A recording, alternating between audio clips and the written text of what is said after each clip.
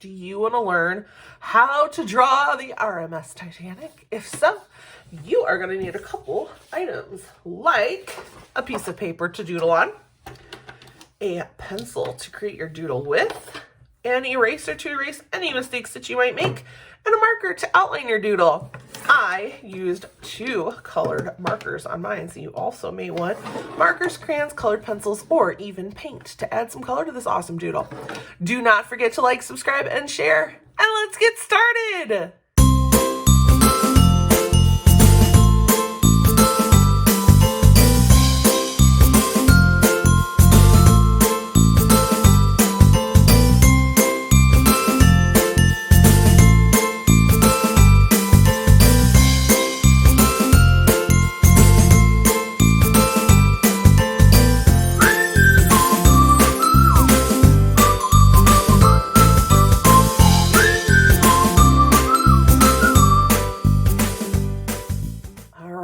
Let's get drawing our Titanic. So what we are going to do is we're going to have our paper horizontal, which means that it's wider this way, but it is shorter this way. And that's because the ship shape is pretty wide and flat. So we want our paper to match that so that way we can fit our image on our paper much better. So we are going to start our doodle. So I am drawing in marker. And you may want to draw in pencil. You may want a ruler or something flat, straight edge that you can use to draw some lines. I am just going to try to draw as straight as I can, but sometimes a ruler is going to help make your lines nice and straight and even. So what I'm going to do first is I'm going to start with a line for the water. So I'm going to go ahead, and I don't want it to be super perfect. It can be kind of bumpy. I don't want it to be super wavy and choppy.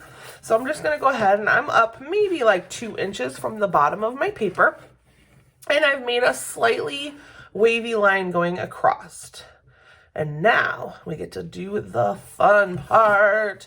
So I'm going to come over here towards the end, and I'm only going to leave a space of maybe 1 inch between the end of my ship and the end of the paper.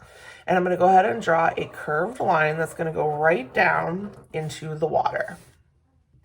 And that means that the bottom part of my boat would probably be a 1/2 inch under the water. It's going to rest on top of the water. Now, I am going to come down just a little bit. Okay, let me see if I turn it this way. It helps me make my straight line sometimes. So I'm going to come down about a 1/2 inch, and I'm going to go straight across. Ooh, boop. So I'm leaving about 1 inch here as well. So I made a nice straight line. See how straight my line is? Going like this sometimes and just sliding your hand down and not really moving the marker, but moving your arm can help you make a nice line. So that's why I tend to turn my paper this way and kind of drag it. It just helps me make my lines nice and straight. All right, so we've got our nice straight line here. And now I'm going to come over here, and what I'm going to create is kind of like, I don't really know. It's not really an S curve, but it is kind of a goofy shape for the end of the boat here. So we're going to kind of wiggle in and then back out and down into the water. So it does have kind of a goofy design here. And these 2 lines are going up and above because we are going to have kind of like the little spaces that are going to have the windows where people's cabins were. So that's why we have these lines up further than where the actual boat itself is. All right, so now I'm going to come over here. I'm going to do another straight line on my boat.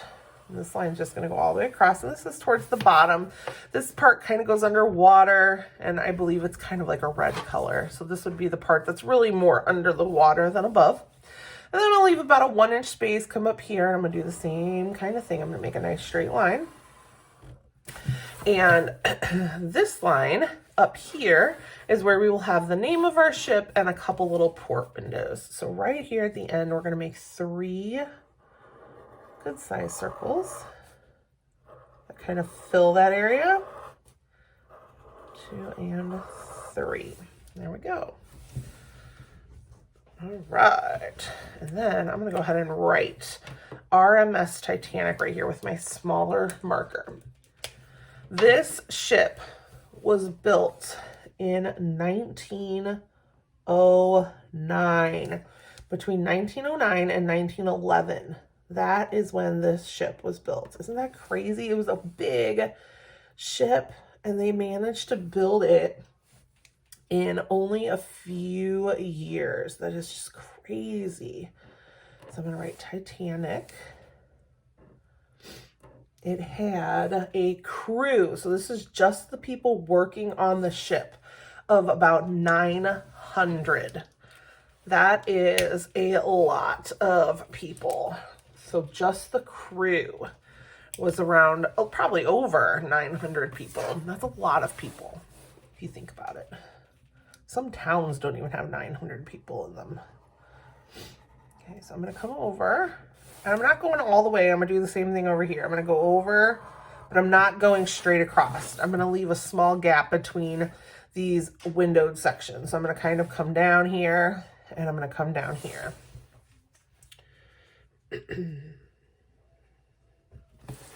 And this ship was powered by steam, which is pretty cool if you think about it. Because if you're making like macaroni and cheese, because I know kids love macaroni and cheese, at least mine does.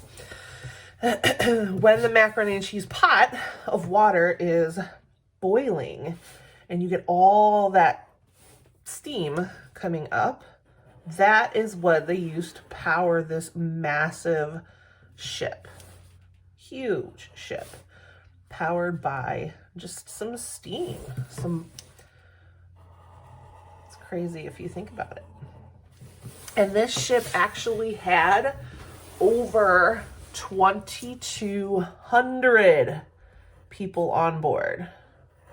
Okay, so I'm going to add little circles now. That's pretty easy. And these are just going to be kind of like the little windows. So small circles, try to keep them pretty uniformed. I fit 6 here. Probably will fit about 6 or 7 here. This part looks a little bit longer, and then I'm just going to go across here. These don't matter because they're all going to be different. They're different size. So you can go through and do that. All right, let me think. What else? My brother was very addicted to Titanic knowledge when he was little. He could probably tell you everything. He was so obsessed with the Titanic, which is, as I've gotten older, I am pretty obsessed with the cool videos that they'll do of the divers going down to the wreckage, because it is still on the ocean floor, which is pretty neat when you think about it. So they had 2,200 people on this ship. But they only had life vests or life rafts for 1,200. So that means 1,000 people did not have a way of getting off of this ship. Let me see if I'm doing that right. I gotta kind of, when I multitask. So 2,200 people on board the ship. Life rafts for 1,200. So yes, so 1,000 people would not have had a way of getting off of the ship alive. In the end, over 1,500 people ended up dying when the Titanic hit the iceberg on April 15th, 1912. I can't imagine. The movie, I still can't quite watch the movie. It still kind of gets to me just thinking about people knowing their doom. But to see how beautiful the ship was. Because I'm sure Hollywood did a good job trying to replicate what it actually looked like. So I made these rectangles, and these are going to be those steam stacks. And then I'm going to kind of do a curved line or straight line right up here at the top. Those are kind of iconic in drawing the Titanic. These are pretty important. You can just have a normal ship, but these kind of really make it look like the Titanic.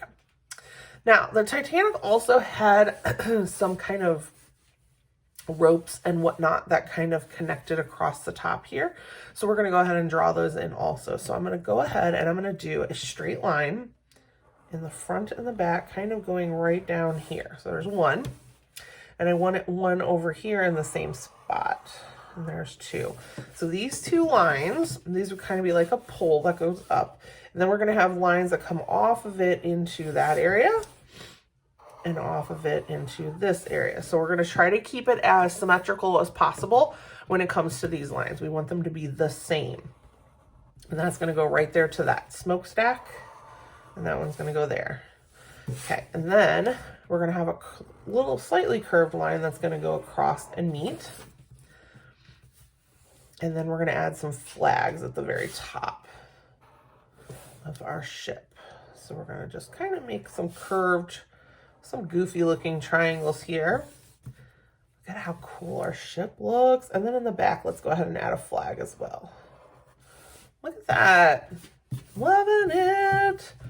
All right, look at our Titanic. We've got it all drawn in. Now we just need to get our colors to color it in. It is mainly white, black, and red. So I'm going to just use a black and a red marker. And I might go back in with some crayon just to add a little shadow. I am actually going to color it and not fast forward through it. So the ship is still underwater today. That is crazy when you think about how long ago this was. So this happened in 1912. So how many of you can figure out how long ago was 1912 if it is 2020? I guess you'll have to leave it in the comments. How long ago did the Titanic sink? And it was actually in April. So we have passed April. We are in July. So what is the time frame that we're looking at there? It's crazy when you think about it. Okay, so I'm making this bottom part was red. So I'm going to color it red. Most of it was underwater, so you aren't going to see it as much. And then black was the tips of these little stacks here were black. And if you don't have black, use gray. You can always use gray.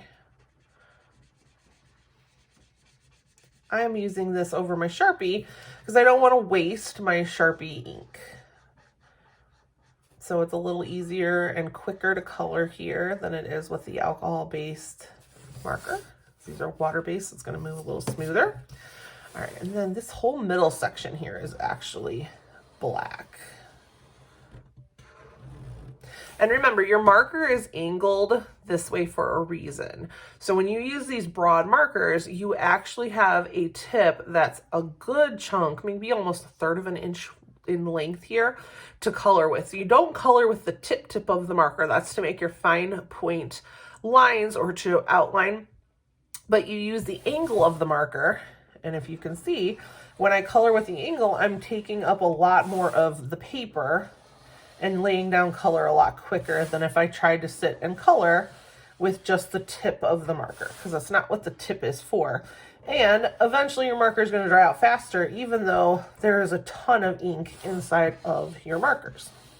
So you have to make sure that you use them correctly. If you like to color with the tip only and you're not really a fan of coloring this way, then don't buy the bigger markers. Buy the skinnier ones, buy Crayola tips, buy something that is intended for you to only color with the top part of the marker. Look at that! Ah, I love it. Okay, so I think I want to make the flags red. So we're going to go ahead and color these little flags red, and then I am definitely going to use a black crayon or gray crayon if I have a gray crayon, to add a little shadow. So I use these Crayola Twistables, and I'm going to use this kind of darker gray, and I'm going to add just some shadows here, just so it's not so white on my layers here where the windows are.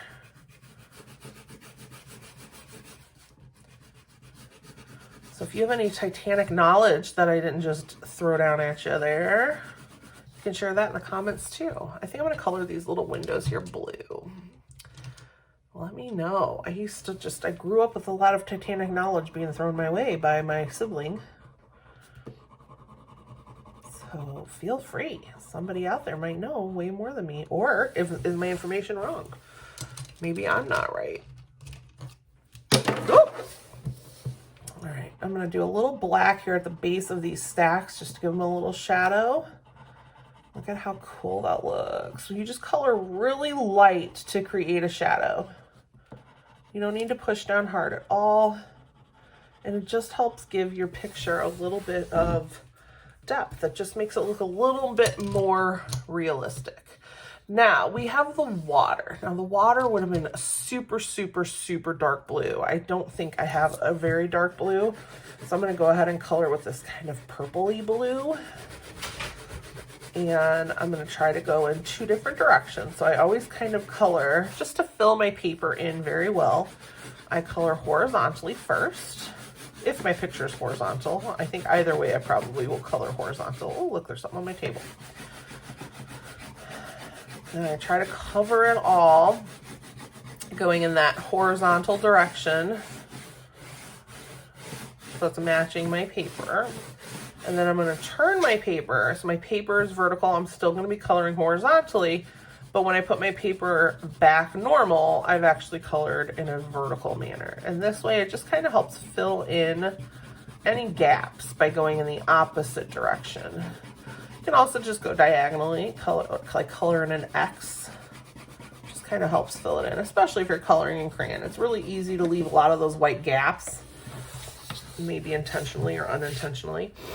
So there we go. Look at our Titanic. I had so much fun doodling this with you today. If you had fun, please like, subscribe, and share the video. And I cannot wait to see you guys again next time. Have a wonderful day. Goodbye.